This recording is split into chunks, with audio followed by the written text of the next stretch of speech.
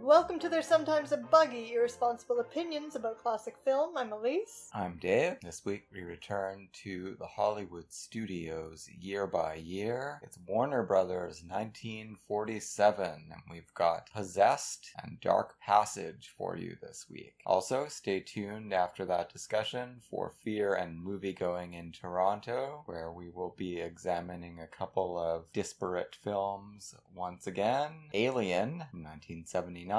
And Wong Kar-wai's Chungking Express, which we saw at the Review Cinema. Very different moods. You said it. As always with Hollywood Studios Year by Year, we'll begin with the Hollywood story and our chart of personalities under contract to the studio that year. This is Joel W. Findler, and his 1, 2, or 3 star rating has come under a great deal of scrutiny during the course of our adventure through the studios lo these many years. Ida Lupino has 2 stars. Bette Davis, 3 stars, still the queen of the lot in 1947, although a serious challenge has been posed. Sidney Greenstreet, 1 star. Eleanor Parker, 2 stars. Humphrey Bogart, 3 stars. Joan Crawford, our challenger as queen of the lot, 3 stars. Lauren Bacall, 2 stars. Errol Flynn, 3 stars. Anne Sheridan, 2 stars. Jane Wyman, 2 stars. Ronald Reagan, 2 stars. And that's it. We're going to hear from Clive Hirschhorn, the Warner Brothers story, his little review. Already the proud possessor of 1 Academy Award, Joan Crawford clearly wished to gain a 2nd for Possessed. Accordingly, and very effectively, she emoted in her role as a schizophrenic woman, overtaken by the intensity of her feelings and the frustration of her unrequited love for Van Heflin. She got neither the Oscar nor Van Heflin for her efforts in the highly charged Sylvia Richards' Ranald McDougall screenplay, from a story by Rita Wyman, with powerful direction to match by Curtis Bernhardt. Also cast were Raymond Massey, Geraldine Brooks, Stanley Ridges, John Ridgely, and Moroni Olson. The producer was Jerry Wald. So do you think that Louise had a cat between the ages of 9 to 12? I made the mistake of introducing Elise to a news story that's making the rounds today about proximity to cats increasing your tendency to develop schizophrenia.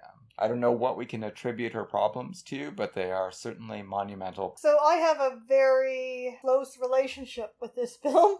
We'll unpack that momentarily. I don't know anything about your relationship to it, so tell me about that first. Oh, I've always thought this was great. It's definitely one that I saw on TV when I was a kid. They played it on PBS. I taped it off TV. I had both Crawford movies called Possessed. They're both great, but so totally different from one another. All those late 40s Crawford films. Many of them produced by Jerry Wald. Yeah, I mean, they're real peak Warner Brothers stuff. I saw this after Mildred Pierce. That predisposed me to seek out anything else that might be in the same vicinity. This does have the same screenwriter and the same star, and as Hirschhorn points out, the same ambition to land another Oscar. Top-notch movie. So when I first saw this movie, I was in unrequited love. Definitely very obsessed with A Poor Man. I felt like I was Joan Crawford in this movie. Even though I was not exhibiting my feelings, I was completely trying with everything in my power to conceal that this was going on. But I felt every minute like I was Joan Crawford in this movie. The scene where she just goes completely nuts at the nightclub where she runs into him with her stepdaughter. Talking very loud and giving a very bad impression of sophisticated banter. And then laughing her head off. With no one joining her. And then that's a famous dissolve that you see on Twitter all the time. The image of her with her head thrown back in insane laughter and then her looking distressedly later that night in the mirror. So obviously at the time this movie had a very powerful emotional impact on me. And despite how horrifying it was to watch, I just wanted to watch it again and again, and I've seen it so many times. I've seen it so many times and I know all the lines of dialogue, and every word, every frame, every moment is imbued with emotional charge for me, and I love the screenplay and I love the way the actors deliver their lines, love the cinematography, I love the sets. That's why I gave this as one of my examples of, because Curtis Bernhardt, not known either as an auteur or as one of the directors who were considered great Hollywood directors at the time, like Cooker or Wyler and Irving Rapper with now Voyager. I gave those two as a couple of examples of Warner Brothers as a studio by the 1940s that was itself an auteur and was just making these extraordinary melodramas that didn't need a director of genius. This movie's just a masterpiece as far as I'm concerned. It's been a while since I last saw it. Well, we saw it at the theater before COVID when TIFF did their Joan Crawford spotlight. Did we? Because I can never remember anymore. If I've seen a movie, I am so spoiled by this point from having lived in Toronto for so long that if I've seen a movie both on the big screen and not, I often can't remember if I have seen it on the big screen. Anyway, so what I really noticed on this viewing, I noticed her performance more than ever. And we just saw Woman Under the Influence, and although obviously that's a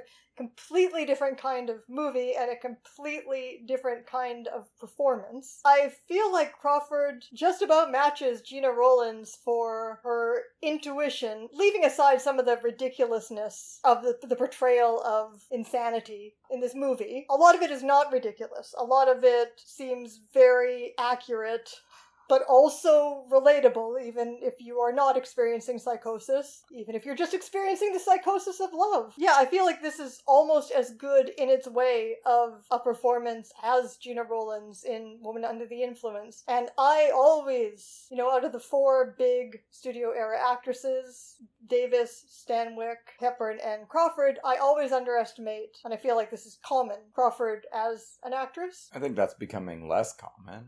Just feel like her intuitions as an actress in this role are so good, and her performance is so modulated. There are so many different inflections, and it goes all the way from incredibly quiet to incredibly huge and loud, sometimes in the same scene. It's not just big acting throughout the whole thing. It's also a movie that, like so many of her Warner Brothers pictures, extrapolates from the Crawford persona and builds the Crawford legend. There's so many movies from this period, and certainly the one that comes to mind is Humoresque, where Crawford's mind is associated with water, with turbulent water. Her emotions are just oceanic. Dark and oceanic. These are big concepts you're introducing. Well, I've thought a lot about this movie. Good. So this is about Joan Crawford's persona and what she brings to the screen as an actress, and these titanic, oceanic, turbulent emotions are certainly part of that. An elemental force, and much more than Van Heflin wants to deal with. Van Heflin's performance is so wonderful in this movie. It's interesting because, of course, what we're trying to do here is get a bead on studio personality, studio auteurism. But we do have to say that while Crawford was settling in as a Warner Brothers star by this point, Van Heflin was an MGM property even at this time. He was on loan. Crawford, her whole persona was formed at MGM. So it's pretty interesting to find these two MGM refugees in Warner Brothers' world. And maybe just to link ourselves back to MGM 1947, where we also had a Curtis Bernhardt film set partly in an institution or a mental hospital. Right, the film he made before this, High Wall. There may be a convergence going on. Noir, in a sense, is diluting the barriers between the studios, or between many of the studios. And it's just all of Hollywood is getting into the act and producing a large quantity of brilliant film using this new aesthetic as a key to inquiring into the malaise besetting modern society. Which is how this movie begins. Or anyway, that is part of the medical, clinical framing of the movie. A flashback movie for the most part, although we do get some scenes set in present day with Joan Crawford wandering around asking for someone called David. Looking like a waxwork, a walking waxwork. Just accosts various people, although very gently, and says, David, I thought I'd lost you. David, she doesn't seem to be looking for anyone that looks a particular way as just any man. She doesn't grab a woman and call her David. That's the only distinction she seems to be able to make anymore. She gets on a trolley car and asks for David, and the conductor tells her, there's no David here, you may as well get off. She goes into a diner, doesn't actually order a coffee, but sort of attracts one as a default order, and then collapses. She's brought to a ward where first the emergency medical technicians, or I guess emergency doctor on duty, look at her. They try to rule out purely physical causes. We do get some POV shots, her on her stretcher being wheeled around, but it's the POV shot of a comatose person. Puts you in that position. What would happen if you had a complete nervous breakdown and wound up in this situation? And yeah, I think the movie is trading on the fact that most people wonder about that at least a few times in their lives. Like, I feel like I could just be carted off any moment if I don't calm down. And she just doesn't calm down.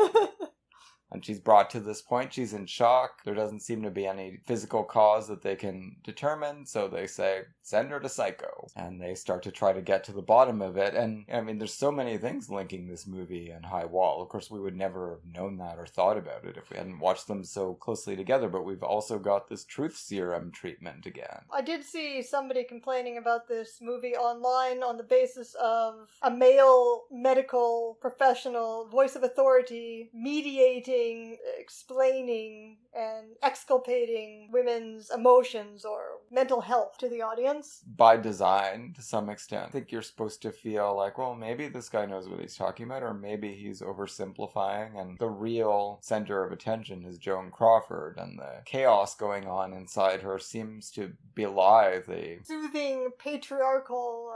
the easy diagnostic terms that he's applying to this monumental crisis. Yeah. But it is interesting that, as we were saying, he uses the Freudian approach, as opposed to the kind of, maybe in a way we've circled back to this in psychiatry, paying attention to material circumstances, to social causes, after perhaps a long detour talking only about what happens in brains and because of genetics. But, the original Freudian position that this doctor is representing, it talks about how our civilization is responsible for people succumbing to various forms of madness, and how you never know when you're going to get a person who is capable of being triggered by that. It could be anybody. There's a lot of pressure, and some people are going to crack. It's not easy to determine where the fissures are going to appear and how vulnerable they're going to be. Obviously, Freud tried to locate most of the original wounds and the cracking in childhood, which later is exacerbated by adult experiences. What we see here is we're presented with an ordinary middle-class woman. Yeah, we don't get a single mention of her family or any look back. It's a flashback movie. They could have gone back to when she was a kid and some telling incident or some parental misjudgment that put her on a collision course with insanity, but we don't have any of that. We just meet her at a happy moment in her life. We find out that the one thing that we do know that set her up for what happens is that they apply some psychobabble of typical schizoid detachment, but we are also trusted to interpret what's happening in our own way, and the movie itself uses language of love and gender. The movie, not the framework.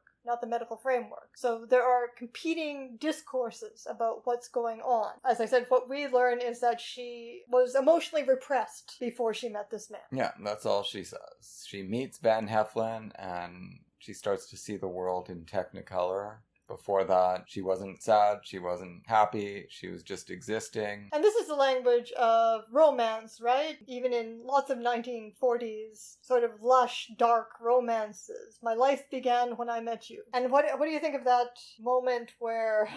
and this is another moment of clashing between this, again, calming, soothing, reassuring, patriarchal medical discourse and whatever the fuck is going on with Joan Crawford when he asks her very paternalistically, well, can you tell me how you feel, right? And she finally manages to croak out with her... And I was watching Crawford in the bed while they're talking, and she manages to not blink for minutes at a time. And then she just croaks out her, I feel feel like Yeah. it's just beyond the grave, this voice from beyond the grave. Of course, she becomes quite loquacious once sodium pentothal, or whatever it is administered. And we get her narrating this brief pinnacle of emotion and the crash that comes right after it because she scares Van Heflin off with... Well, initially, what seems to be happening... Well, he does say that he's noticed that this is a problem before, but initially all that seems to be happening is that he realizes that this woman needs more from him than he can give. That he just wanted a light, casual affair. He says knowing her has been wonderful, but he is not looking to... He seems to actually appreciate the person she is at the beginning of this movie, like a very emotional, very sensitive person, but he just knows that he is not going to be able to satisfy her. Yeah, well, he says, for you, shoeman. You know, I mean, he's got a sense of who she is. Tenderness. Yeah, but not what he wants long term. I think Van Heflin gives a great performance in this movie. He really treads a difficult path here because we have to feel the deadly blows he is raining upon Joan Crawford's psyche and heart, but we also get a sense of his perspective on all of this. He's just someone who didn't want to get married. I mean, does he have to die for that? He's not unnecessarily cruel to her. There are a couple... He is. Look, I was really watching the phases of Van Heflin in this one, and that's why this character and this performance are so fantastic. I do feel like he gets thrown under the bus a little bit toward the end, perhaps to justify the star killing him. Let me describe the phases and then you can comment. So initially, here in this first scene, his perspective is understandable. Both of their perspectives are understandable, let's say, right? You can already tell. I mean, we know she's going to go crazy, and we can already see the signs of that in this first scene, but for now, both of their perspectives are understandable. He talks about being adrift. You know, maybe it's the war, something as maybe incapable of being satisfied, incapable of settling down. We've heard men talk this way in wartime movies. We heard... Yeah, I mean, can you imagine how Joan Crawford would have reacted to dealing with Tyrone Power in The Razor's Edge? I was thinking of Dana Andrews in My Foolish Heart. He says something almost identical to that. Like, he just doesn't know that war has made him so unsettled in his mind that he doesn't know what he can commit to. Of course, he's actually a soldier, so that's a little different. Yeah, I mean, that's before he goes away.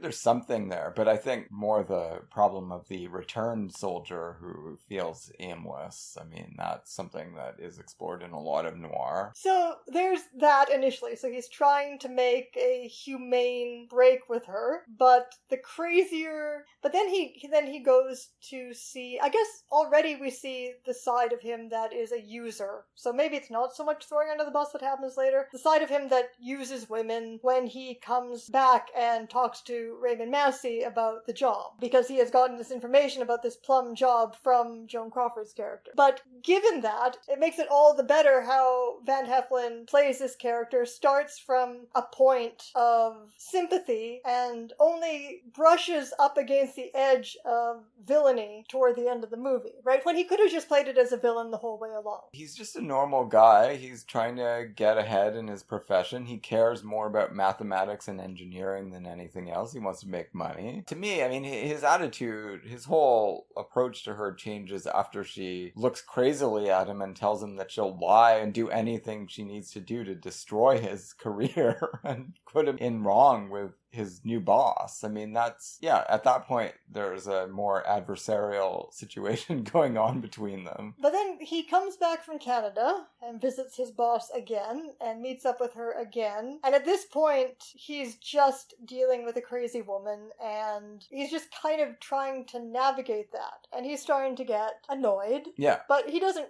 really know what to do, or like how could you, or how deep it's going to run. Now, he starts really letting himself in for trouble when he goes to the wedding just to amuse himself because he just wants to see some more of Joan Crawford acting crazy. And then he winds up, meeting a much more manageable love interest for him, Geraldine Brooks. I love the relationship between these two. She doesn't want him to be any different. She's attracted to him for the same reason that Joan Crawford is, which is that he's emotionally unavailable. This is what makes him charming to women. And she's just as much of a crazy, aggressive pursuer as Crawford is. The difference is she doesn't want him to change, and she doesn't need him to pour out his emotions on her. Therefore, they seem extremely compatible, and that, to me, that would have been enough of a reason for them to marry, and they didn't need to throw in this admission of his that he is doing it for her money. Yeah, well, I don't think he really is doing it for her money. I think he says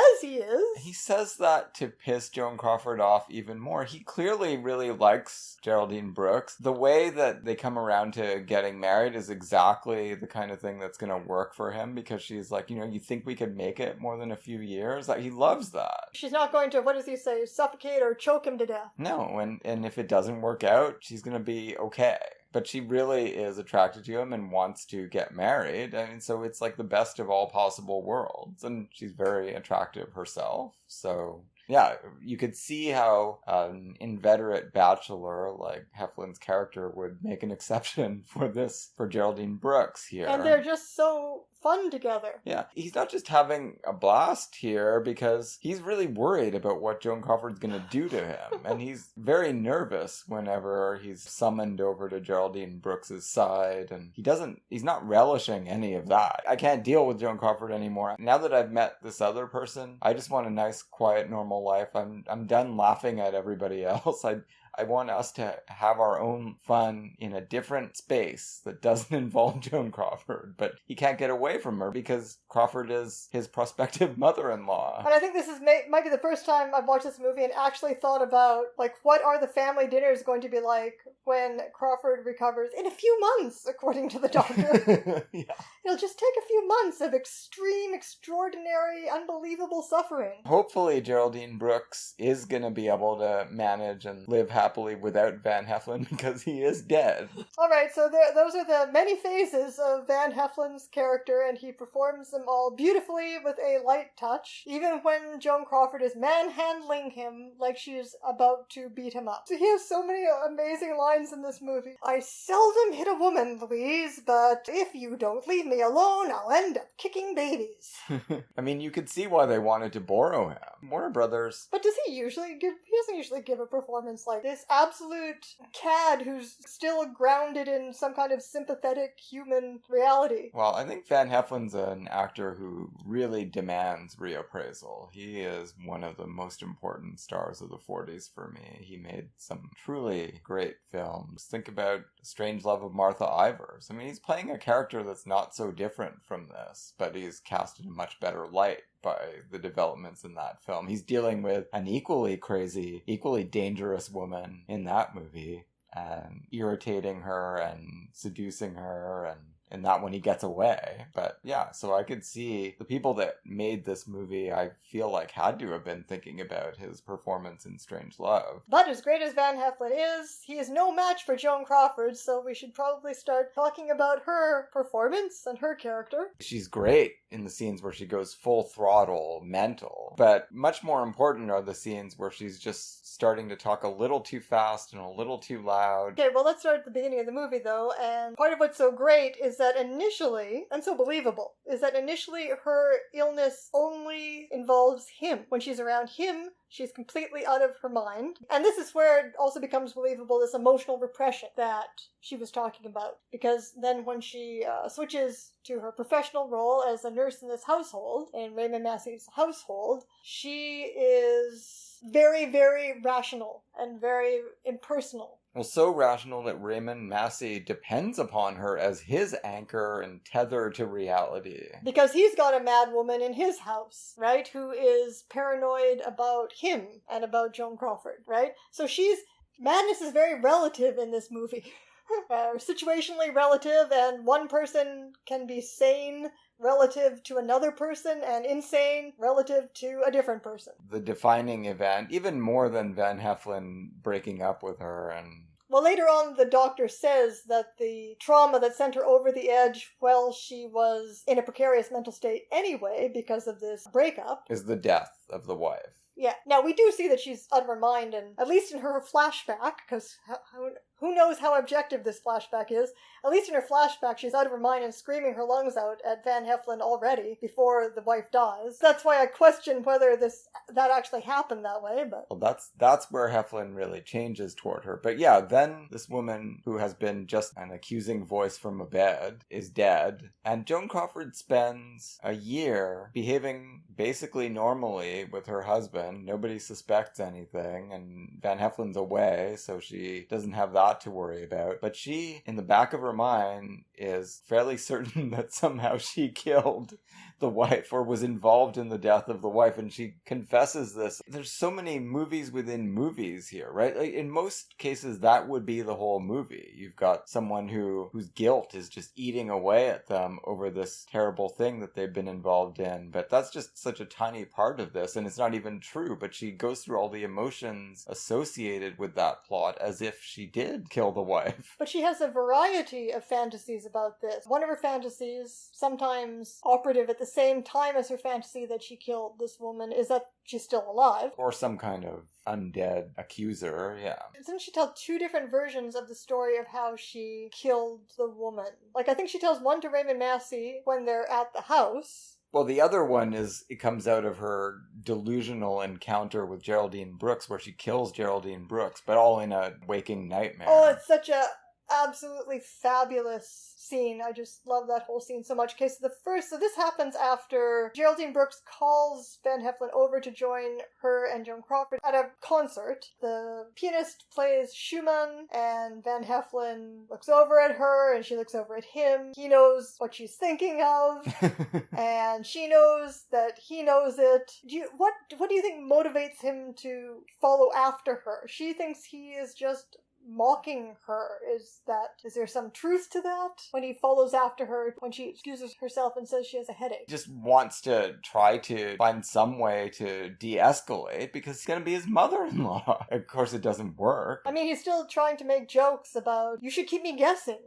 You're using the wrong tactics. But again, he just strikes me as somebody who has no idea how to deal with this situation at all. No, he's trying not to, but he got thrust into it. He'd rather just sit with his friends, even though he's coming to feel strongly about Geraldine Brooks. He doesn't need to go up there. It's just because she waves at him and makes him go up there. He would much prefer not having that scene in the balcony, and he's right. It didn't help anyone. But she takes this all as just as him mocking her. Picking on Geraldine Brooks just to torture her, and we can see that that's absolutely not the case. You have to understand this screenplay, and you have to understand this character. She has a myriad of different fantasies at different times. Sometimes she tells herself that he is just doing this to torment her, or sometimes she tells herself he's doing it because he actually wants to see her. Sometimes she believes that and then 1 second later knows it isn't true. There's no one thing, after a certain point in this movie, there's no one thing that's real for her all the time, or sometimes from moment to moment. Including who's alive and who's dead and who killed who. Yeah. Then Geraldine Brooks comes home and she hears the door open and she has this scene that's almost like a night terror. Well, it's not shot like a dream. We don't know it's a dream until after things go completely crazy. It's almost like a night terror in that a whole fantasy in the space of a few seconds is prompted by the sound of Geraldine Fitzgerald's return, maybe even from the sight of her wiping her coat off, because she does that the same way both times, right? But it's not a night terror, because Joan Crawford is awake. But the movie does frequently, visually and verbally, associate her psychosis. I don't know if it's accurate enough to call it schizophrenia, but associates her psychosis, her mental illness, with nightmare.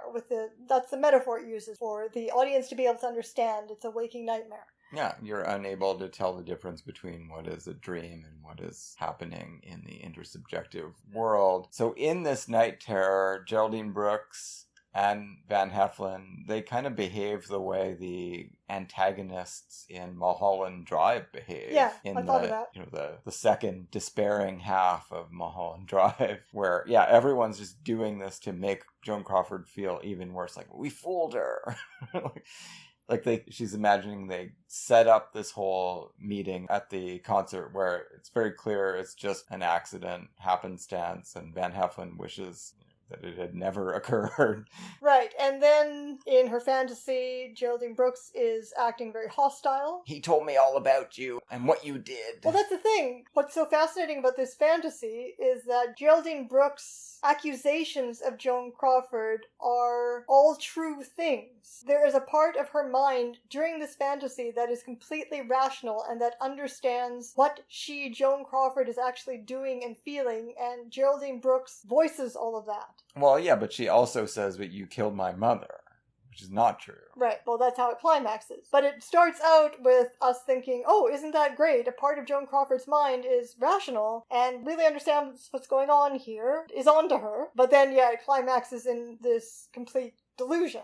And at that point, we don't really know. It could be true that she did kill the wife. Guess I never thought that, but... I can't remember what I thought when I first saw it, but it's certainly a possibility because of the way Joan Crawford reacts in The Night Terror. It just seems like, okay, I've been exposed, I have to kill this person. It seems like something that she's feeling massive guilt over, and she is. But the twist there is that she didn't do it, and she is no longer certain, or she's become certain in the wrong direction. Yeah, and she's just having all of these guilt feelings, which again is interesting because, most movies would give you that childhood Freudian excuse, that childhood experience that explains why she has all these guilt feelings. This is very different from Spellbound. If she did accidentally slide down the banister and kill her sibling, we don't see it in this movie. But then we get, there's so many instances in the movie, like I'm talking about it as a showcase for the Joan Crawford persona, and we just get her a raw brutality that is not really associated with any of the,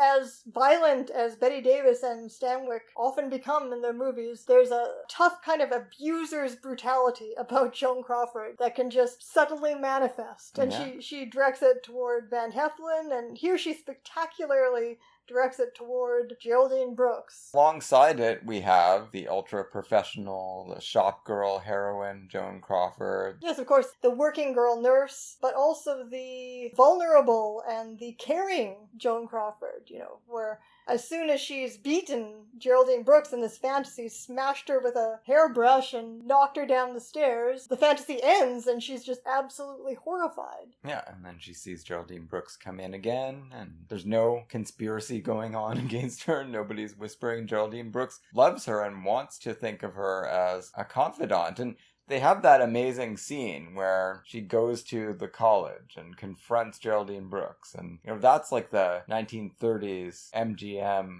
Joan Crawford. Is able to, cut through barriers, and just her honesty makes everyone a fan, and she wins over Geraldine Brooks, and she says, I just won't marry your millionaire dad unless you give your blessing. I'll just go back to being an impoverished nurse somewhere else. I'll just shift for myself, and she means it. She's not manipulating Geraldine I don't know, Brooks. I feel like she really is manipulative, though, in that scene, though. I don't think so. Maybe she understands that this is going to work. If Geraldine Brooks is any kind of a woman at all, any kind of a human at all, she will understand that I'm being authentic here and we're going to become friends. But it does not come across as calculated in any way, I don't think. I guess so. I just always see Crawford herself as being so actressy. No. In that scene. I don't think so. That it always comes across as manipulative to me. Guess we have to differ on that. To me, that feels like the old, unvarnished Crawford, who's the salt of the earth. I don't feel like Joan Crawford is the salt of the earth at any moment in this movie, I guess. Well, she just seems like a really admirable person in many ways, and that's why millionaire Raymond Massey falls for her. I mean, he just can't bear thinking about life without the steadiness that Joan Crawford offers. And he really comes through for her as well, as best he can, as things start to go up to pieces. I mean, he never abandons her. He really supports her no matter what he finds out. Usually this kind of character would at least draw the line when he learns just how obsessively involved she still is with the guy that's going to marry her daughter. Yeah, but I mean, obviously even before that, when he realizes his wife is just full on crazy and thinks his ex-wife is alive, and also that she killed her, and... Yeah, he's really good with her. I mean, you can't really fault Raymond Massey for anything except, proposing this marriage where he already knows she doesn't love him. I mean, but that's such a convention of these films. There's an extraordinary scene too, where one of her really quiet scenes in the movie, where he's just talking to her absolutely normally, and we're watching her, and she's flicking the lighter on and off, and then all of a sudden, very quietly, out of the blue, non sequitur, she's just like, "I want a divorce." Right? Yeah. Well, wait, what are you talking about? No, I don't know. I don't care. Leave me alone. It doesn't matter. I'm just, we're divorcing. It's the end. It's over. It's final. He probably should have allowed it to happen, but instead he proposes that they go face this thing and go to the lake house, and it seems to work. Like, she has her complete breakdown, shrieking at the empty bed. This is like the spellbound treatment where the person finds the root cause of the problem, realizes that they didn't kill the wife, and then she's supposed to be okay. Well, this is also one of the greatest, because obviously this movie is not just a film noir, it's a hybrid gothic woman's picture. And this is one of the greatest all-time classic Hollywood gothic movie moments in this deserted, windswept house where the electronic buzzer, Mrs. Graham's room, keeps emitting her name, Louise, Louise, in just an absolutely perfect, it's like no other name would work so well, but just an absolutely perfect imitation of a paranoid delusion of reference. Hearing your voice in an eerie sound like that. Yeah. It's so creepy. She plays it for everything it's worth. That incredible emotional explosion when Raymond Massey finally convinces her that she wasn't even at the house when it happened. He was. And we don't really ever know if what he tells her happened is what happened, or did he actually kill his wife? Probably not. Probably it happened the way he said, but he's like, I'm in a position to know you didn't kill my wife because I was with her, and then for all we know, he did throw her in. He just got fed up. His solid basis of knowledge there snaps Joan Crawford out of it. They have a great weekend together after. Well, yeah, I mean, afterwards when they come home, we are encouraged to feel like they, by movie conventions, we're encouraged to feel like for the first time they have a real marriage. They are acting so happy that you believe that they fucked for the first time. Could be, yeah. Then they go out to celebrate and it all crashes down because they run into David. And absolutely nothing has been fixed, which is another realistic portrayal of mental illness, parallel to Woman Under the Influence. You think you've got it licked, you don't have it licked. No, there's no one cure. I guess that's why Stanley Ridges says it's going to take months. I think he means years, or maybe never. Well, I mean, you've got to throw some sop to the audience at the end of this movie. Or maybe it's just the usual, we're going to discharge her. So that is like Woman Under the Influence. We're going to discharge her in a few months, and she'll be okay. I mean, Raymond Massey is ready to help her pick up the pieces. Thankfully, he's got a lot of money. Maybe he can just at least keep her under armed guard at all times so she doesn't kill anyone else. I don't know. Is her delusion going to be fixed because David is gone now? I mean, she can't kill him again.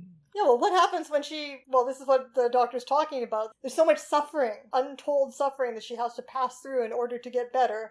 This at least as much suffering as involved in her falling apart. When she realizes she's killed him. Well, I mean, she does realize it, but then she goes out of it again. I think that's my favorite scene in the whole movie, when she screams that she killed him. I mean, it's really powerful. It's so sad. Well, how do you feel about the scene where she kills him? A great scene as well, and Van Heflin tries to smirk his way through the increasingly dire scenario. First, he's just annoyed with her and makes that remark that you mentioned earlier about how he's going to start kicking babies if she doesn't let up. And then all of a sudden she brandishes a gun and everything changes. Because one of the things, undeniably, one of the discourses in the movie, established in their first scene, which is called back to, his love of math. Right? Established in the first scene and called back to in this final scene between them, is this idea of a kind of battle of the sexes or difference between the genders. And undeniably, as opposed to something like The Letter, undeniably this movie wants us on board on some level with the idea of her killing him for being a man. Like a certain kind of smug, rational man who can never give in to love in this way. Right, and he's not going to talk about his feelings. I mean, that's how I've always interpreted it, right? I think he really is in love with Geraldine Brooks, as much as he can be. Joan Crawford starts talking about the money, and he's like, well, this is a good out for me. I'll make some jokes about how I'm going to spend that money as quickly as possible so it's not coming between us anymore. That just infuriates her all the more. But I remember when I first watched this, I was holding out hope that this was another night terror, and it wasn't really happening.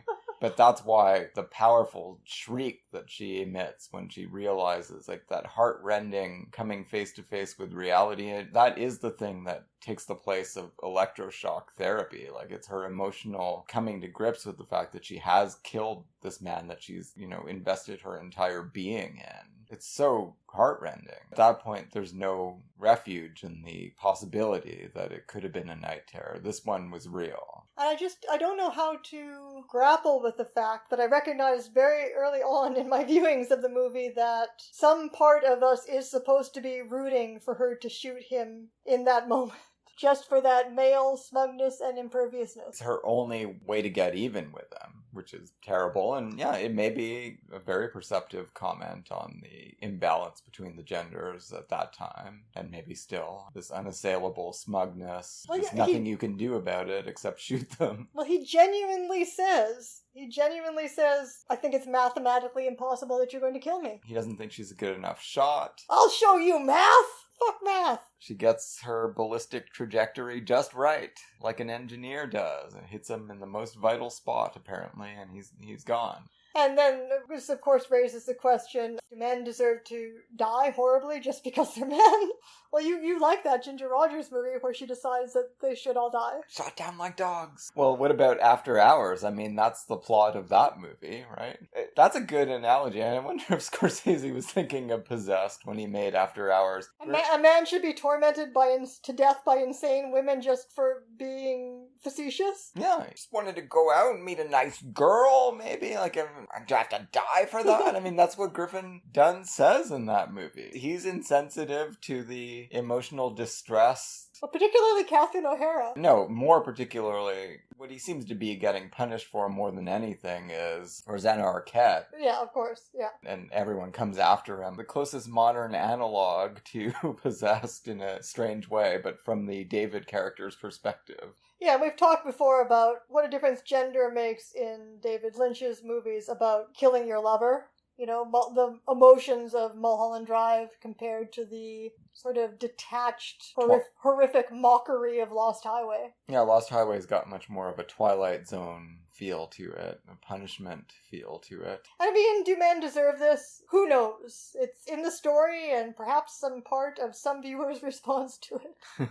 Let's turn to Dark Passage. We'll hear from Clive Hirschhorn first. The third teaming of Humphrey Bogart and Lauren Bacall in Dark Passage resulted in a fair to middling thriller. Bogart, now Hollywood's highest paid star at an annual salary of $467,361, played an escaped convict who, with the aid of plastic surgery, changes his appearance and hides out in artist Lauren Bacall's apartment until he is able to track down the real murderer of his wife, thus clearing himself of the crime. The magical Bogart-Bacall chemistry, so effectively exploited in To Have and Have Not, was underplayed here, surfacing only during a romantic dinner sequence with the background song Too Marvelous for Words helping to express their sentiments. Yeah, I wouldn't exactly say that. Neither star overstretched his or her dramatic abilities, and Agnes Moorehead as the murderess went way over the top. Based on the David Goodis novel, Delmer Daves' screenplay, he also directed, abounded in bizarre secondary characters, and Tom D'Andrea as a cab driver, Housley Stevenson as the accommodating plastic surgeon, and Clifton Young as a small-time crook attacked them con brio. The first 40 minutes of the film were photographed by Sid Hickox, entirely from Bogart's point of view, an interesting device which established the star's presence without actually allowing audiences to see him. Also cast were Bruce Bennett, Douglas Kennedy, and Rory Mallinson. The producer was Jerry Wald. Incidentally, the cinematographer also shot To Have and Have Not, and The Big Sleep. And The Horn Blows at Midnight. And White Heat.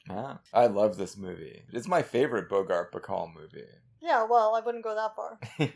I might like it better than The Big Sleep. I'm not a huge fan of The Big Sleep, but I am a huge fan of To Have and Have Not. I think I like The Big Sleep more than To Have and Have Not. Oh, well, we're not on the same page. They're all good, but no, this is definitely my favorite, and I think this one has an amazing use of Bogart and Bacall. I don't understand what Hirschhorn is complaining about. Yeah, I mean, this woman's nuts. This woman is risking her life for him for this stranger from the first scene together, so I don't see how that's not making good use of their chemistry. Yeah, that instant rapport that they have. I mean, the film is depending on the audience knowing that they are a real-life couple and they've seen them together on screen before and they know it's magic. We get moments familiar from The Big Sleep where Bogart is completely helpless and Bacall has to nursemaid him, give him his cigarette and all the rest of that, so that's important to their on-screen couple persona.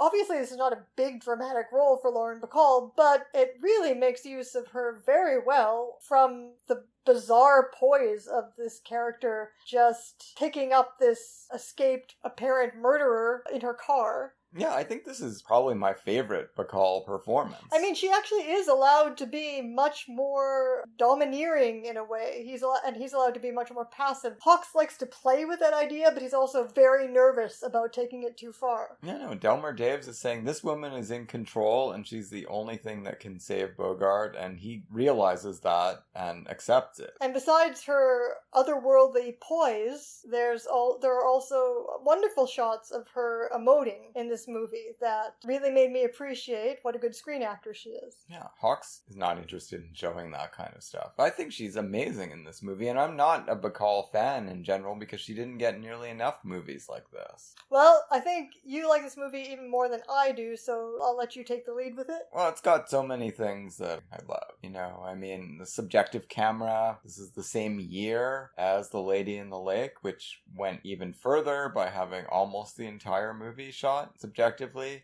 Here, it's the first half, as Hirschhorn points out. A lot of people complain about it or say it's no big deal, really, because Bogart's got such a distinctive speaking voice that it feels like you're seeing him anyway. He has a wonderful voice, but of course it's very risky to not show your box office star for that long into the movie. Yeah, I mean, the only reason they can do it is because, like Claude Rains in The Invisible Man, his voice is, like, more than half of the reason people love him. It is a big moment when we finally get to see the Bogart face, and everyone's talking about how he's so much older looking than whoever was playing him before. We only see a picture of him in the newspaper. It is so disorienting to imagine that face of like a middle-aged businessman with a mustache, like a dad, and he is supposed to be a dad type because he's supposed to look just like Bacall's character's dad. That man with Bogart's voice and the whole attitude that goes with that voice is just inconceivable.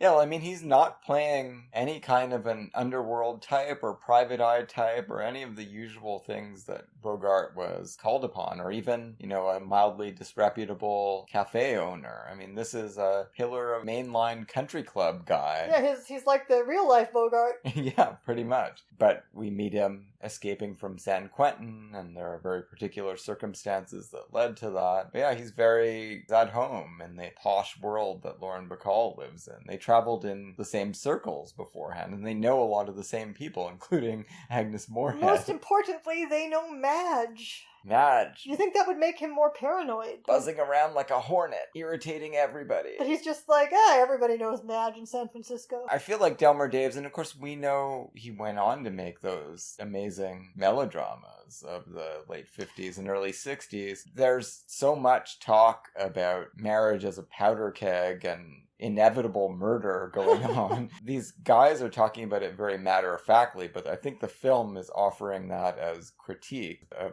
the state that gender relations have come to. As we know from Possessed. Also, you just made me think, you know, talking about A Summer Place, you just made me think of how important that upper middle class Frank Lloyd Wright house is to that movie, just in terms of visuals, textures, and a real sense of the privilege of these characters. And Bacall's pad is beautiful. Which is the Mallock Building, a famous apartment building on Telegraph Hill in San Francisco. Yeah, because there is a lot of location shooting in this movie. And Daves was from San Francisco.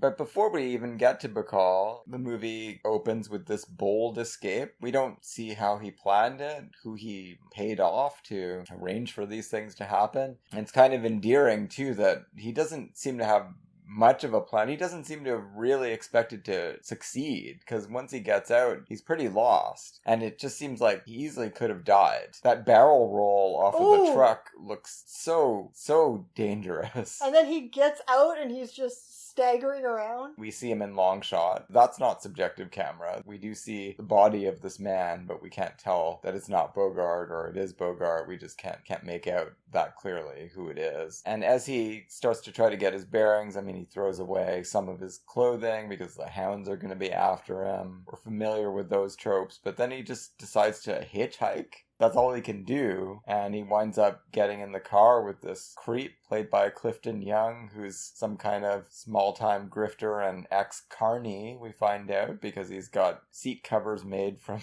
carnival tents. And this guy is just got such a punchable face, and the movie obliges us pretty quickly by having him stick his nose in Bogart's business. He won't stop pestering him, and then the news gives the answer that he's been looking for. There's an escaped convict, and he just gets pummeled in the face and left unconscious on the side of the road. Well, Bogart is going to kill him. No, he's not. Yes, he was. He's picking up a rock. He picks up a rock because someone else is approaching. No, he definitely did not intend to kill him. Well, Bacall says to him it's a good thing he's still alive. Yeah, but he wasn't going to kill him. There's no way. He thinks that this is the police. I mean, I guess you must be right, because 2 accidental deaths happen in his vicinity just to spare this character from having to kill somebody. Exactly. This is like superhero morality is operative here. The villain's going to die, but it's going to be by their own clumsiness or misguided belligerent. Two villains. Yeah, exactly. He knocks out Clifton Young, and Lauren Bacall drives up, peeks through the bushes, and says, "Come on, get in the car. You're obviously not equipped to deal with this situation. I am. You just better start trusting me." And Bogart's like, "Okay, Miss Bacall."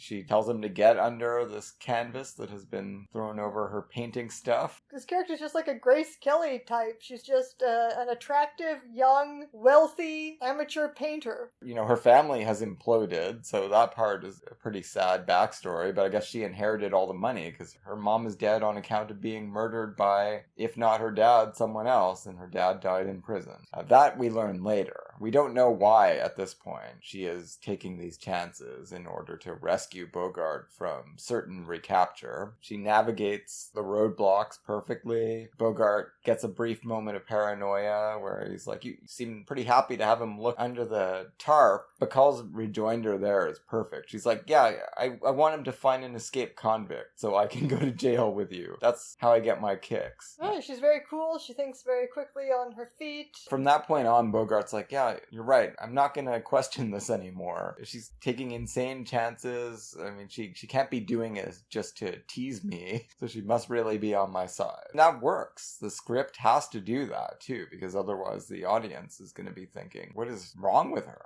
Well, I mean, you're thinking that anyway. We don't really know what his backstory is either. You know, you could be thinking at that point maybe he's got some kind of gangland backstory and he's being abducted by gang enemies who want to torture him to find out where some money is hidden or something. I mean, no, this just seems to be a rich woman with a whim. That becomes more and more evident, yes. And that is what makes, even though they do have the Freudian motivation, that is still what makes her character so strange and unique, that basically she is just a rich woman with a whim, who would usually be punished for that by a movie, right? No, this movie loves her for it, and she's got a sense of humor about it, too. She's like, while the trial was going on, where I felt like you were being railroaded, all I could do was write these crazy letters to the newspaper. She knows it was ineffectual, and she's never had a chance to do very much to affect the world the way she'd like to, although she works at the settlement house 4 days a week, as she tells us. I mean, that's her contribution to society as an art teacher to the impoverished. when the bandages finally come off too, and we have a little meta moment where she likes him better this way, looking like her real-life husband. After he shaves. Right. But also, perhaps, it did make me wonder if she was like, oh, this is good, because before you looked so much like my father that would have been a little creepy, so now you can remind me of my father, but it's not, like, too close to incest. That's true. It could help a lot of marriages, maybe, that are the result of father figure attachments.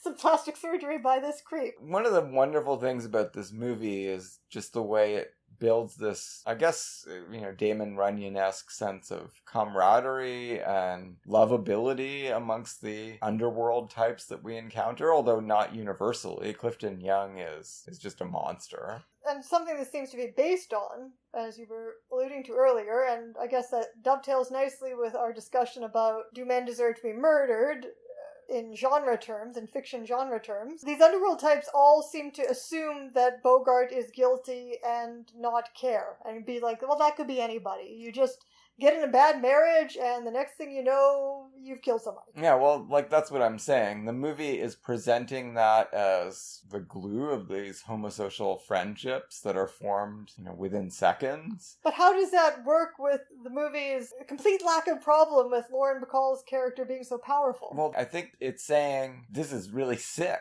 that these men can bond like this, but it's also celebrating the tenderness of those bonds between these men. It's really fascinating, right? I mean, the cab driver, Tom D'Andrea, is a really lovable character, and he puts himself in just as much danger as Lauren Bacall does, and he doesn't even have the hope of love at the end of it. Maybe his father also looked just like Bogart did originally.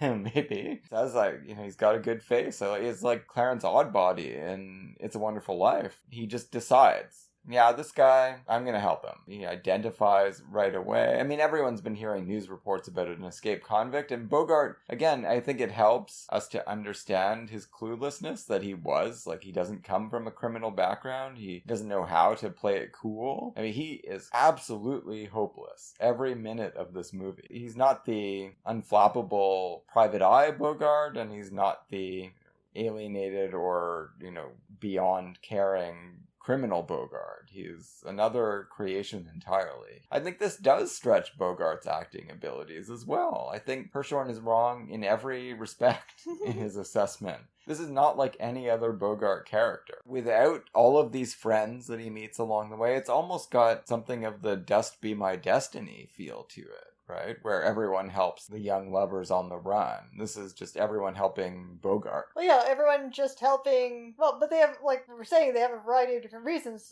Bacall helps him because she thinks he's innocent, and these other men are happy to help him if he's guilty. Actually, the plastic surgeon isn't, right? No, that's right. And Tom D'Andrea, the cab driver, does say, well, he told me he didn't kill his wife, and I believe him, and he's got a good face. But he liked Bogart before that. Yeah, and he didn't care. He didn't really care, but it helps him that maybe there wasn't even actually a murder there. But he goes into his philosophical statements about why he's not married, because he's seen his sister and her husband go at it, and it's just a miracle they haven't killed each other yet, or the husband hasn't killed her yet. There's a very interesting tone when he's talking to his friend, the trumpet player. George. There's a very interesting tone to, I don't know if you want to call it their misogyny or not, because they're very casually discussing how much Bogart's wife hated him and whether or not she hated him enough to frame him for her murder with her dying breath. And Bogart's like, yeah, she hated me enough for that. And his friend's like, but he's like casual about it. He's like, I can't blame her. So she hated me. I know. I don't know why, but she just did. Sure, that's why she did it. And George says, no, she just didn't care for you.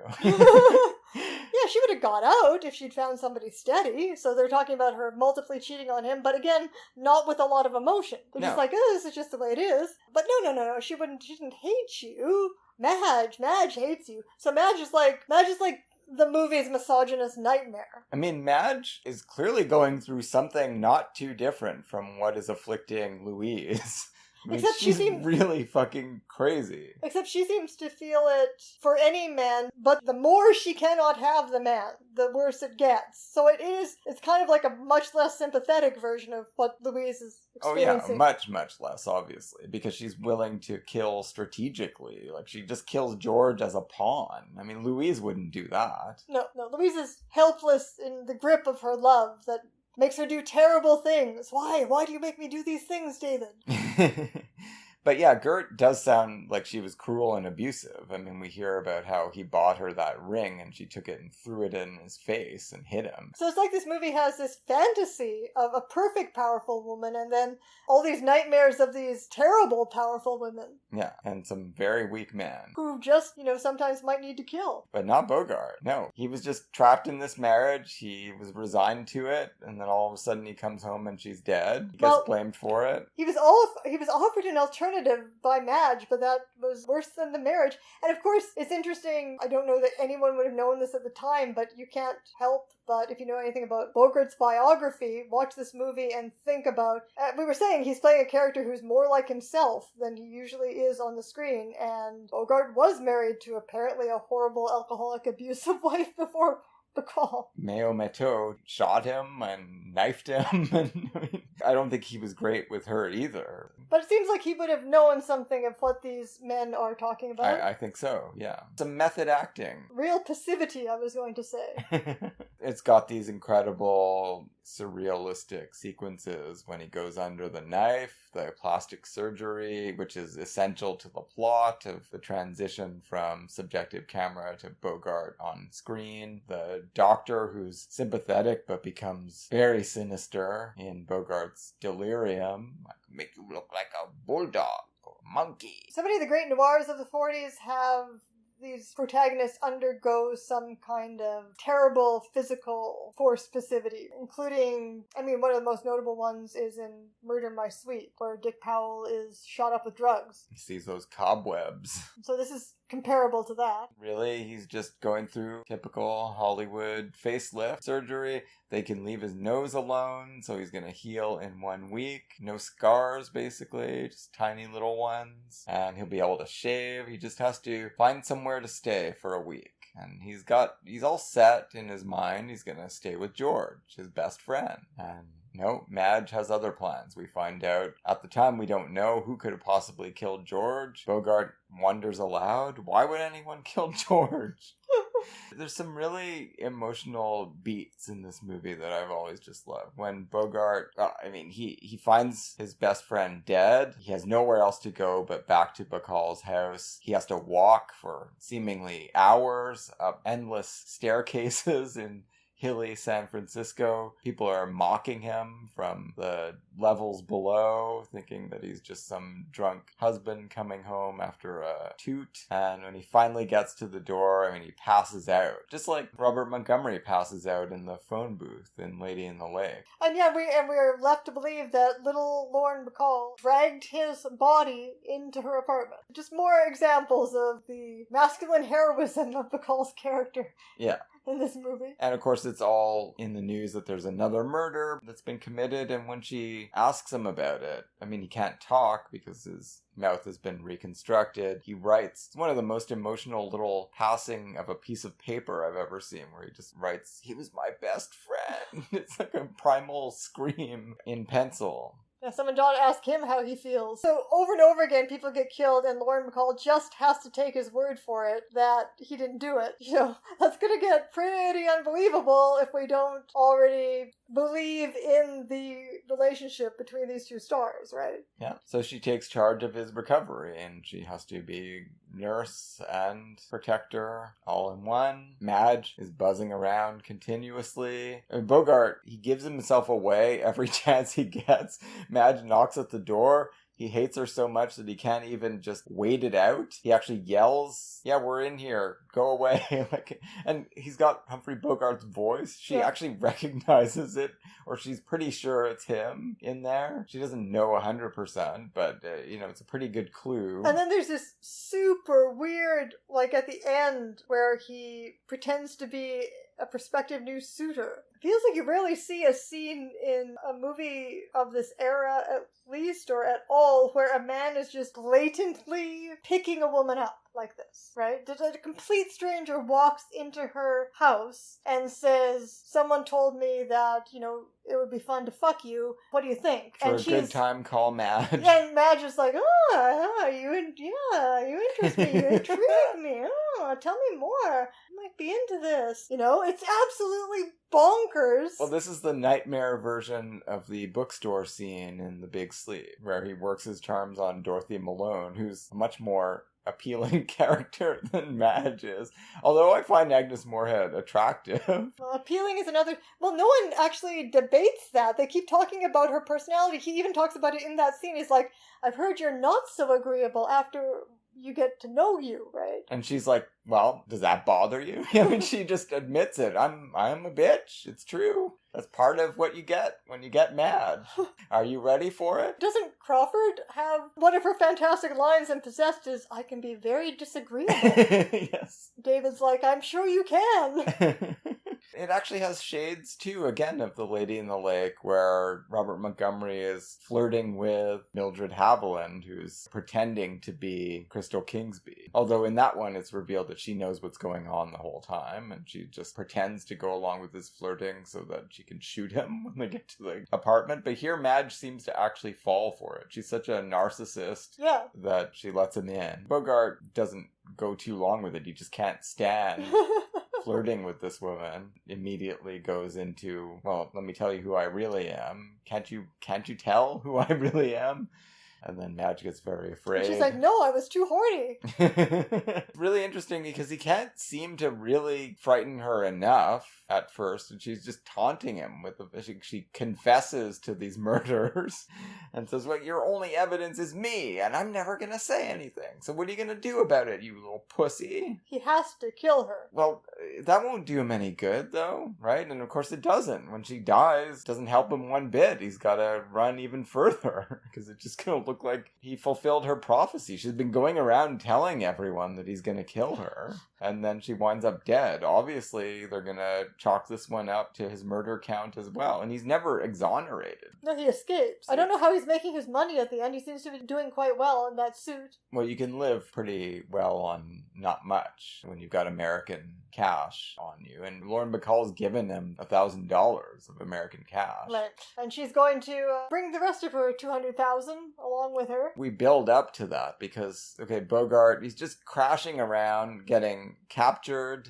by the police. I mean, at least he does escape. That's like the one thing he kind of does on his own. But he's just so unable to blend into his surroundings. He gets arrested immediately. After all the trouble they went to change his face, he gets caught after 5 minutes on the street. And this is another thing about the movie, is that he's just going to live off this woman's money, and this is not a problem. No, it's great. The movie really portrays them both as these lonely souls who, just like Joan Crawford in Possessed, have never had anything to render them ecstatically happy this way, and it's been worth it to go through this hell to wind up together at this wonderful seaside cafe in Peru. There are more ordeals to be endured because looming over everything, there's been that car with the circus seat covers. Right, and speaking of her money, of course, this stupid little crook, he actually starts out being, I don't know, somewhat sympathetic. Anyway, it's hard to make Bacall out to be a victim when he originally asks for $60,000. Yeah, but this guy's too motivated by ressentiment, but it's believable, right? He's like, yeah, I bet I look pretty dumb to you when you punch me in the face all those times on the subjective camera, but I'm gonna get the last laugh. He does get the drop on Bogart, has a gun, so there's not much Bogart can do. There's this extortion threat, supposed to be, as you say, a moderate extortion. I'll leave her $140,000. With $140,000, you just invest it, you can get it back easily. That's a little anti-capitalist statement possibly there. But he turns out to be too greedy. Yeah, he has a little slip about the $200,000 that they're going to get from Lauren Bacall, and this is too much for Bogart. And it motivates him to outwit at least one person in this movie. He takes him on a long detour that's supposed to be a shortcut. Clifton Young doesn't figure it out for a really, really long time until they get out to the middle of nowhere and Bogart all of a sudden has the gun, gets it out of him. This guy's been observing and shadowing people throughout the whole movie, and he's the only one that knows that Madge in her orange car has been working the night shift, making things worse for Bogart at every turn, killing poor George. You just love orange, don't you? I do! I can't disagree that she's over the top. I mean, Hirschhorn is right Well, about that, but it's great. She's doing a version. She doesn't always do this. She's doing a Of course version not. of the Magnificent Amberson performance, obviously. She can be very restrained in Citizen Kane. It's like the hallmark of that performance. I wouldn't be surprised if Delmer Daves said to her, Could you do Magnificent Ambersons, please? But much less sympathetic. I mean, I feel terrible for her in Magnificent Ambersons when she goes mental. And, well, both of these people that die accidentally with Bogart on the scene, I mean, they really movie really makes you want to see those people die. Yeah. I mean, these people really suck. And certainly the crook has to die because he knows too much. Yeah, if they're going to get away. It is a nice moment. And again, it's not all over-the-top villainy. There's even a few moments of homosocial camaraderie between these two. They just fall into it. When men are together, unless they're really working at cross purposes, they're going to just try to help each other. That's the message of this movie. Because Bogart escapes to Peru mainly because of the information he gets from Clifton Young, who passes along the tips to getting across the border. Well, that's when he becomes so relaxed and he lets his real plan slip. Yeah. Where he's just, trying to explain to Bogart how you act like a real convict. They're just two bros hanging out together in the circus car. Take this bus that nobody monitors to a little place in Arizona. The border's not monitored in Arizona either. And once you're across the border, you're home free. As long as you're morally free from guilt, not even the Hayes office is going to come after you, so you can go to Peru and live the rest of your life. It's great. Joan Crawford, she just completely gets away with murdering Van Heflin. Other than untold existential suffering. Her ending is not nearly so rosy as what Bogart and Bacall get to enjoy. And it is a very emotional reunion scene. It's not like it's a surprise. We know it's going to happen. But I love it when she shows up at that bar. It's so good. Noirs often don't have a happy ending. Like, you could even leave it open, a very melancholy ending where we'll meet again someday, but it's not shown. But that's not what this movie is going for. Delmer Daves wants to show us the full gamut of emotion, and he does. It's really good. And we even get that little vignette of the two other lonely people that are sort of the... Oh yeah, that's crazy. That's what motivates him to decide to call her and plan this meetup, instead of just sneaking out of her life forever. These lonely people seem to be a maiden aunt who's been left in charge of, orphans? Yeah, probably. And then you got this guy whose life is going nowhere, and they're both complaining, and they're like, we got something in common. And they start looking lovingly at each other, and maybe they can raise this kid together. And 2 kids. Get a real kick out of life for a change. And it all happens on the bus to Arizona. It's a crazy movie. It's so much better than the book. Because I did read the book by David Goodis. I love old-time pulp novels, but that one, David Goodis I've just never really warmed to. It's not bad. It's certainly a good book, but it doesn't have nearly the memorable flourishes that Delmer Daves brings to it. The whole story is there in the book, but it doesn't register nearly the way that it does on the screen in the hands of a master melodramatist. Time for Fear and Moviegoing in Toronto. We went to see Alien this week at the TIFF Lightbox. It was part of the Women in Action series. It's the first appearance of beloved character Ripley, played by Sigourney Weaver. How do you feel about Alien by Ridley Scott? I don't think I'd seen it before. I was entertained.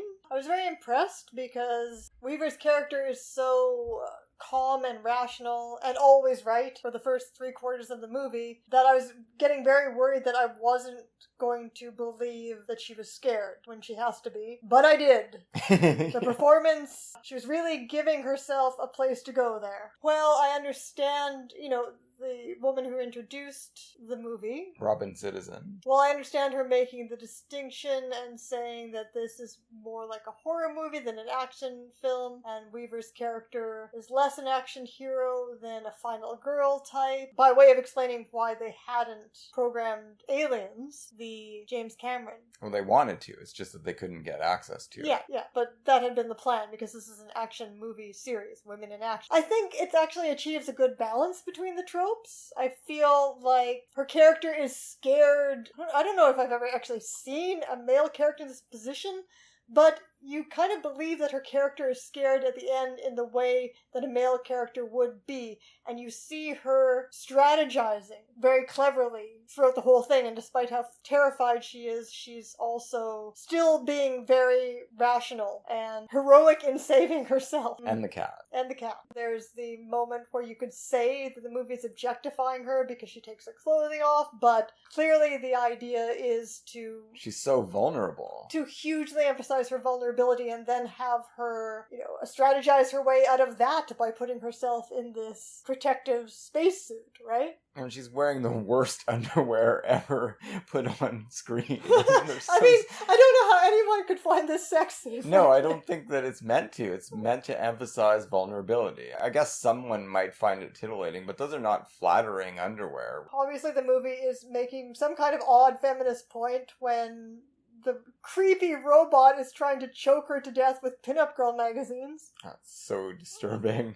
Ian Holm. This cast is incredible. The characters are kind of cardboard for the most part, sure. Right? But every single actor in this movie is like a star character actor, at the very least, right? You got Harry Dean Stanton, Yaphet Kotto, Tom Skerritt, John Hurt. The only person who's not like a superstar of that kind, in my mind anyway, is... Yes, she's Kathy, this incredibly annoying little girl in The Birds. Yeah, so I don't know her that well, but she was really good too. Sure, yeah. And she's got a pivotal role. Robin Citizen kind of described her as more the typical horror screaming woman, but she's not really until the very end. She's very competent for the most part. She's not a liability until she is, when she just gets transfixed. Not like Yaphet Kotto was gonna manage to kill that alien anyway. The movie does frame it as if she gets him killed, because she won't move out of the way. When we saw Terminator 2, I talked about how I kind of came late to admiring James Cameron movies, or at least some James Cameron movies. And same thing with Aliens. I think Aliens is definitely the best movie of the franchise, but all of the Alien movies, I think, have something going for them. And we'll probably do a podcast on the quadrilogy, not the 21st century movies, because Prometheus was really terrible. I did see that in the cinema when it came out. I had not seen Alien in a long time. I've rewatched Aliens quite a few times. I mean, it was amazing to see this on the big screen. It is beautiful. I mean, Ridley Scott is a real visual genius. Oh, There's that, no question. That weird giant alien? Whatever the fuck is going on there with his burst through bones. And... Well, if you want to find out what was going on there, watch Prometheus. There's certainly a lot about that.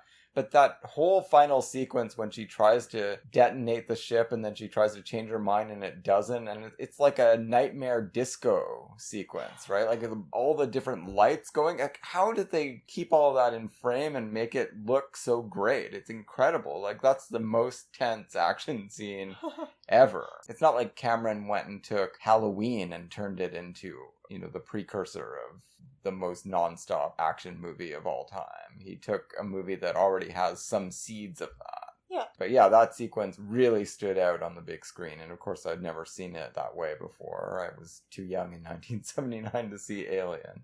One thing I did want to take issue with briefly, though, they always describe this as truckers in space, and even Robin Citizen described it as that, right? But I think that's going too far. These guys, John Hurt's behavior is what gets them all killed, and this is not proletarian trucker indifference to phenomena. I mean, what is he doing? Why is he fidgeting around with those eggs? Why doesn't he get away from them? Well, yeah, he's behaving like the typical horror movie woman. Like, why? He's just so curious. Yeah, why just out of curiosity is he fucking around? He knows they're eggs, and you know what happens when you fuck around with eggs. Well, I mean, not usually this. I mean, he thinks that they can't hurt him. He's in his spacesuit. But at least you might be worried about, like, a mother being somewhere. Yeah, I don't know. I mean, so again, I don't think that really flies. This does seem like scientific hubris gone crazy. Of course. It's not just proletarians hauling minerals. I mean, the two mechanics behave like truckers in space, but that's it. I mean, nobody else does. So I don't think that's a good description of the movie. The whole plot with the android and the nefarious uses that the military-industrial complex back on Earth, their interest in these aliens obviously is going to be very important to the rest of the franchise as well, but it's kind of... And are they just relying on somebody to be stupid enough to get a face hugger on him? Yeah, and it's Ian Holm's job as Ash the android to make sure it happens, right? I mean, probably he would keep them, make sure that the ship can't take off until they finally get a face hugger. What a sinister performance by Ian Holm. It's pretty good. So creepy. And the design of that robot, and when they take it or blast it apart, it's just, ugh! The series gets a lot of mileage out of different androids. And yeah, the milk blood that they have, it's really one of a kind. And then, another one-of-a-kind movie, Chungking Express. Our first experience with this movie. I've only seen one Wong Kar-wai movie at all before, which is 2046, which I love. And we do have a Wong Kar-wai episode coming up in a couple of years, but this one's not on it. So we can talk a bit about Chungking Express. It'll be at least 15 years before we can get it on a schedule if we want to. Well, this is my first Wong Kar-wai film. Oh, you didn't like it? Oh, I loved it. I thought it was great. It was so quirky. That's for sure. I mean, either you want to get on this movie's, or you are on this movie's quirky, whimsical wavelength, or you're just kind of like, oh, look at the quirky whimsy. That's how you were? Yeah, pretty much. It was fine. I wasn't bored. Oh, good. But I was engaged. No, that's too bad. There's no other movie quite like this, that's for sure. It is a romantic comedy of sorts. There are some manic pixie dream girl elements going on. Well, yeah, but in a very weird way, because one of them doesn't end up with the man at all, and the only sex scene in the movie is not with either of them. No. There's no sex with these manic pixie dream girls. No, definitely not. There's just a lot of build-up, and possibly a happily ever after scenario, it seems like, in one case. In the other case, no, just a brief flirtation at a bar and someone falling asleep. Well, yeah, and a one-sided flirtation. It's a really interesting look I found at modern loneliness. It doesn't drive anyone in this movie to psychosis, but it certainly seems like it is powerful enough to do that if it continued much longer. These people are talking to stuffed animals a lot and eating expired pineapple. It could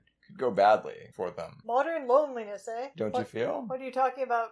What is modern about loneliness? Just the fact that people aren't all obliged to get married anymore, so now they're suffering from loneliness? That you can have an apartment that only you live in. This is a modern condition.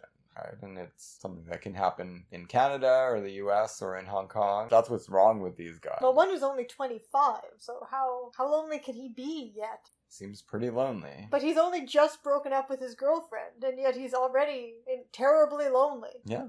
Well, that's what he had the girlfriend for in the first place, as a band-aid. Ho Chi Mu is his name. The other guy doesn't have a name, right? He's Officer 667 or something like that. 663? Yeah, 663. Yeah.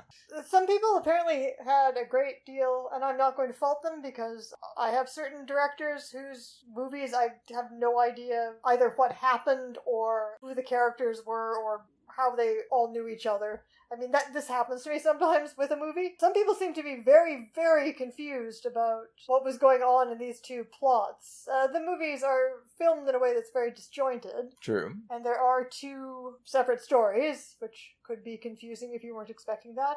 You got the parallel sad boy cops.